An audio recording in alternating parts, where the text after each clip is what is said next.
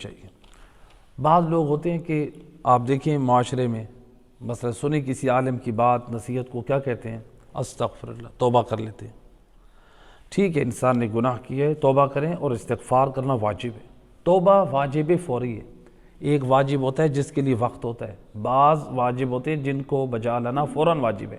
یہ جو توبہ ہے، انسان جو گناہ کرتا ہے اس کی توبہ کرنا فوراً واجب ہے، بلا تاخیر۔ آپ نے جھوٹ بولا، آپ کے لیے واجب ہے اسی محفل میں اللہ سے توبہ کریں۔ غیبت سنی یقی، فوراً واجب اللہ سے توبہ کریں، توبہ واجب ہے۔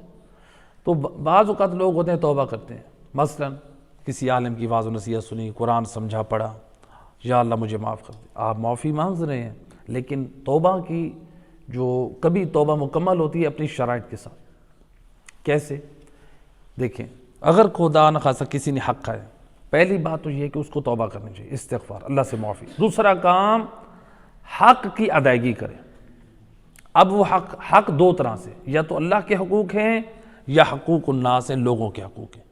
جو اس نے اللہ کی نافرمانیاں کی ہیں، مثلا نماز چھوڑی ہے، روزہ چھوڑا ہے، اس نے حج چھوڑا ہے، خمس چھوڑا ہے، زکوٰۃ چھوڑی ہے، دیگر واجبات چھوڑے، امر بالمعروف نہی عن المنکر یہ چھوڑے ہیں، ایک تو توبہ کرے، واجب ہے۔ دوسرا یہ ہے کہ جو یہ واجبات چھوڑے ہیں ان کو فوراً ان کی قضا کو بجا لائے۔ تو توبہ یہ تب مکمل ہوگی، صرف توبہ کر رہے ہیں یا اللہ مجھے معاف کر دیں، میں نے 10 سال کی نماز نہیں پڑھی، یہ توبہ آپ نے کی ہے، نماز جو نہیں پڑھی اس گناہ کی آپ نے معافی مانگی، اب اس توبہ کو مکمل تو کریں۔ جو نماز آپ نے نہیں پڑھی اب اس نماز کو بھی تو پڑھیں۔ اس توبہ سے جو 10 سال کی نمازیں، 5 سال کی جو نمازیں رہ گئی ہیں، اس توبہ سے وہ ختم نہیں ہوں گی، وہ نمازوں کی قضا میری اور آپ کی گردن پہ باقی رہیں گی۔ دوسرا یہ ہے کہ توبہ کی ہے، مثلا کسی کا ہم نے حق کھایا، بہن کا حق کھایا، بھائی کا حق کھایا، رشتہ داروں کا حق کھایا، یا اللہ مجھے معاف کر دے، اب میں آئندہ کے لیے نہیں کروں گا۔ آپ نے معافی مانگی، اب واجب ہے جا کے بہن کو اس کا حق دیں، یہ تب توبہ پوری ہوگی۔